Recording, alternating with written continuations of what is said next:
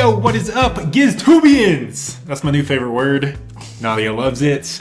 Welcome to GizTube. I am Dirt. This is Nadia. And we're going through all of King Gizzard and the Lizard Wizards 2024 North American Tour on their YouTube. We were not actually at all the shows in person, but unfortunately, the band, along with Heaps King Films, streamed all their shows for live, and you can find them on their YouTube, and it's pretty awesome. So it's been amazing, let me just tell you. Especially, in just this dark winter and spring months, I can just sit and watch a Giz show. I mean, what if someone is watching this in the future in the summer, though? That's true. Well, now you know when this is filmed. We just timestamped it. Yeah. See how it's nice and sunny here? Yeah, winter. Oh, yeah. Anyways, today we're talking about their show from Vancouver, Canada. One of their few shows that crossed the northern border of the U.S., which is why we have to call this the North American Tour and not just the U.S. Tour.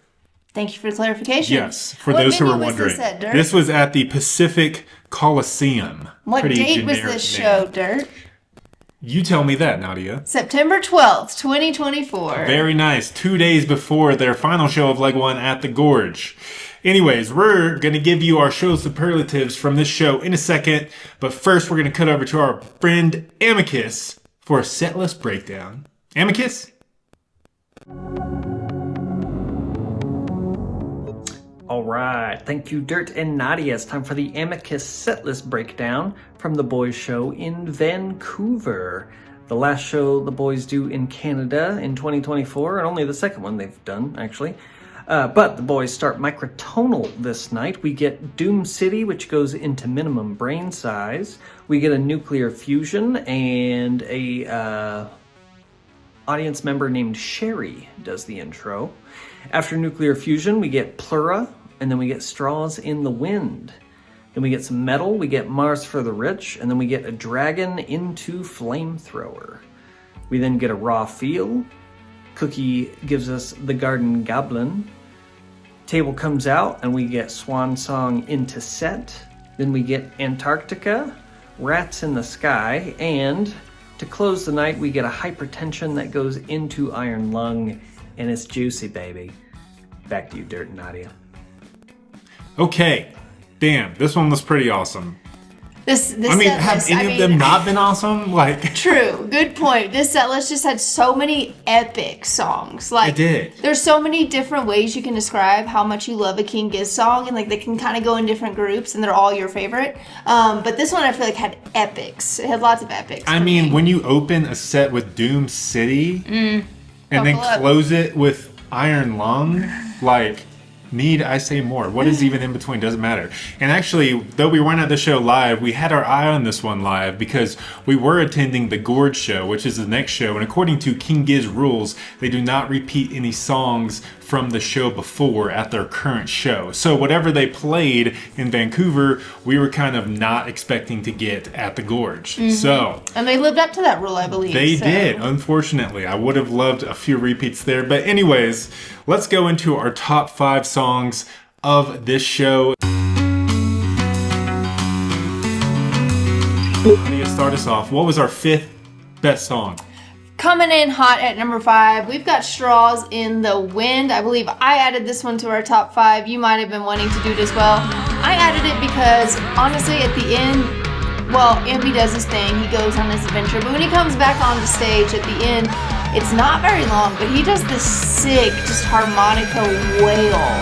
You think it's going to be, I thought it might be this long solo, but it honestly works just as is. But he just gets up there and just wails on the harmonica for a few seconds, and I loved it. I loved it. That's what made me put this on the list, honestly. Yeah, Straws is always a winner. I did think this Straws started maybe a little slow, a little low energy, but that was kind of just Amy's vibe tonight, which is totally okay.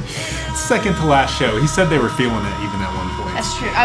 Think about it. The night before this show, they were in the pouring rain in Portland, Oregon, so I'm sure that took a little bit out. And then they're about to play a marathon set, so yeah. At number 4, we have Hypertension.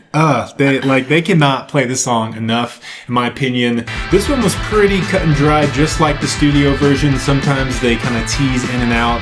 of other songs and do jams at the front and the end. But this one was pretty straightforward. Yeah, and I honestly, I'm here for it. Like, I don't get me wrong, I love when Hypertension takes me on a crazy journey that I'm not expecting.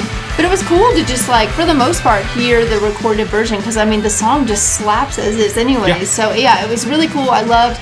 They didn't really. I'm thinking. My guess is they were getting close to curfew, so they didn't really mess around with the intro. Literally, as soon as the song before it ended, you hear that. They just like immediately jump into it. I don't even know if that was the riff you played, but Stu just immediately goes into it, and you're like, oh, it's Hypertension. Like, you just know, instead of being like, oh, I think I hear Hypertension. Is that what it's going to be? So that was really cool, I thought, just to be like, this is it. Boom, here we go. It wasn't a slow fade in. It was just a jump cut to Hypertension. They just sped through it, as well as our number 3 song, which followed Hypertension right off the bat, was Iron Lung. Also, the closer. I love when Iron Lung is a freaking closer. It is just the epic journey. It's like a microcosm of what a King Giz show is. From chill moments to psychedelic moments to just headbanging, insane moments. And then at the end, it's just like this beautiful... this beautiful ending of just like come down and rest on the soft meadows. Yeah, I mean, Iron Lung, you've said it.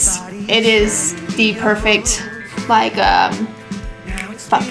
it's the perfect embodiment of a King Giz song or a King Giz show. It's just all the things. It's so good, and I feel like they know it. They crush it live. Like, they're so good at it live. And so it's fun to watch people doing what they're meant to do when they're really good at it. Yep. Bottom line. All right, I said the last 2. How about Nadia? You give us number 2. All right, number 2 on our list is Set. This was a rockin' set. Oh, crazy even set. Afterwards, after it's done, Joey even comments on like it being a good one, and it was. I mean, of course, they all start on the table. Then by the end, Lukey's on bass, Joey's on guitar. It was great. Yeah, while the Hypertension and the Iron Lung were very similar to the studio versions, this set took you on the journey we were talking about. Like, it was all over the place and much extended. And okay, number 1, give us the number 1 as well, Nadia. Whew. Top song of the night in Vancouver. Top song, Dragon into Flamethrower into Cav's drum solo. We cheated a little there, but you almost had to include that treat. I mean, like I said, this set list was filled with epic songs. So to me, Hypertension, Iron Lung, Dragon, if those get played in a show, like, they're gonna be my top 5. Like, there's no way. They're some of their most epic songs. And yes, this Dragon was no exception. And then into the Flamethrower, like, they kind of pause for a little bit. You don't really know what's coming next, and then you hear those like bongo drums. The Flamethrower went so hard. It was Flamethrower. I will say that's a song from PDA that when I listened to the album, it never super stood out to me, but since I've been hearing it live consistently, it's changed the game. Yes. So good. I'd love to hear the outro with it one time. Okay. All right, next up, we're going into our P song. So, would you have had to go pee during this set? No. In the couve? I would not have had to go pee during this set in the couve, because I know how to prep myself to not do that, but I can't say no pee song every time. So if I had to choose, I'd probably have to go pee during Nuclear Fusion. I think I would hear Sherry do her thing, which she crushed it. Like, profound. Yeah, very deep. Very deep I'd profound. wait for Sherry to do her thing, and then I'd probably just go pee real quick and come back, and maybe even just like walk and stomp to the beat to the do. It's kind of groovy. It'd be a good one to walk around to. Yeah, exactly. I chose Antarctica. Antarctica, that's the place for me. Yeah, I just kind of had to choose one there, so I went alphabetically. Oh, okay. Okay, moving on to the next superlative, we have the best moments from the show. A good one. I mean, we've talked about it. The Hypertension Iron Lung closer. Definitely the best moment of the show. Sometimes it's a banter or a moment with the band or a moment in the band and the crowd. This one is just how they close the show. I mean, you get excited when you hear Hypertension, and then right when they finish that, they just straight into Iron Lung. You're like, really? They're playing like my 2 favorite songs back to back? I can't handle this. Yeah. Best moment for sure. Yeah, agreed. Okay, Next up, we have the best banter.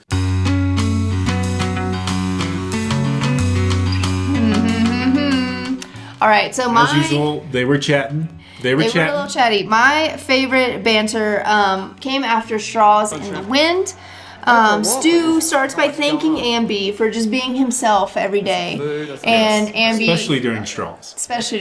And Ambi's like, thank you. Like, I enjoy it, being myself. And then he says to Stu, like, thank you for being yourself every day. And it's just a cute little friendship moment there. That's good. I love Stu and Ambi's friendship. I know, I do too. Yeah. They're both It's so... a good one. You know, you have the family relation with Joey and Ambi because Joey is his brother-in-law. But yeah, Stu and Ambi, you know, there's not that. They don't have the family connection, but they are a family. Well, yeah, of course they're family. I don't even know why we said that. Of course, they're all family. Yeah. I loved Joey's banter right before they were going to play Mars for the Rich. And he just goes, this one's about Mars, and just a long pause. You didn't hold the pause long enough. I didn't hold the pause. Well, that's for the sake of this video, but yes. I'll show you the pause. Song's about Mars. Okay, next up we have the best dressed member. What were the guys wearing in Vancouver? Well, we gotta say our Stu in the pink jumpsuit count, we are up to 3 now. As we mentioned, he did have to take that break during the Red Rocks Day show. Understandably, it was hot. Of course.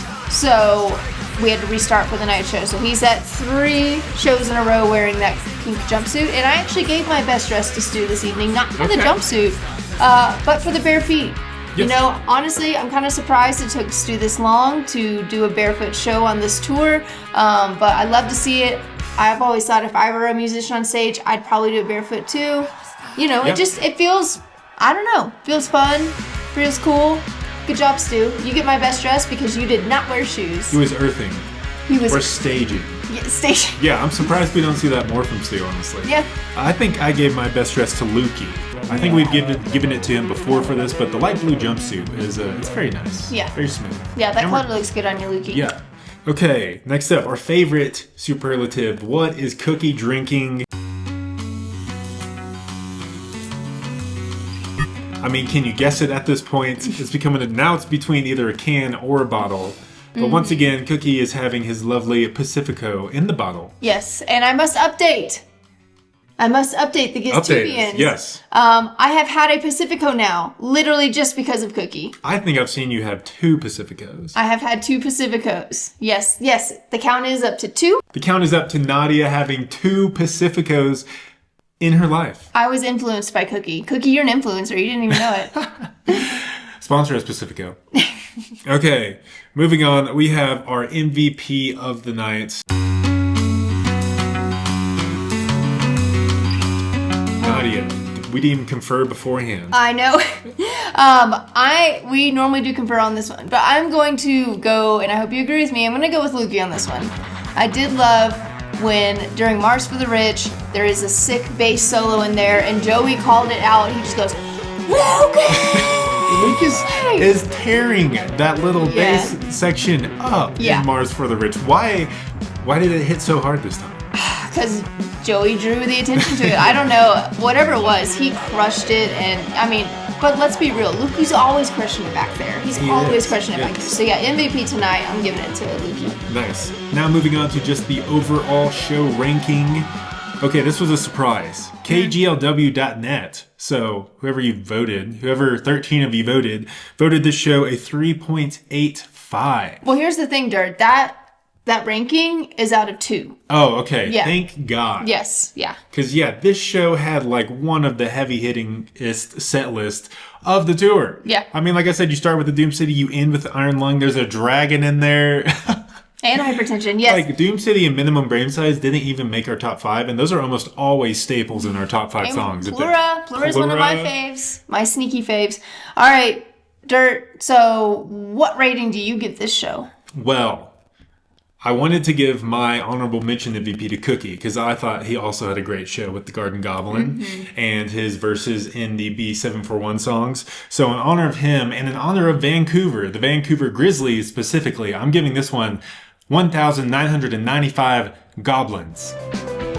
Wow. What does that have to do with the Vancouver Grizzlies?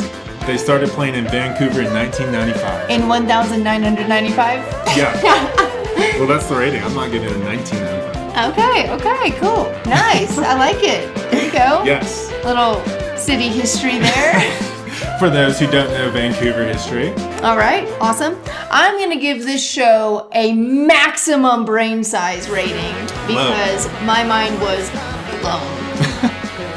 Bottom line, that's it. It was a mind-blowing show. Yes. Great show. This was a great show. Let us know if you were there. Let us know in the comments what was it like. Also, let us know in the comments if there's any other superlatives that you would like for us to answer. That's a We good are point. about to dive in to leg 2 of this tour, so we might need to do a little revisit of some things. Maybe. Let us know if you've got any superlative ideas you want to hear from us, or ones that you hate, the ones that you skip through. Tell us those Yeah. too. Thanks for watching, guys. Peace out.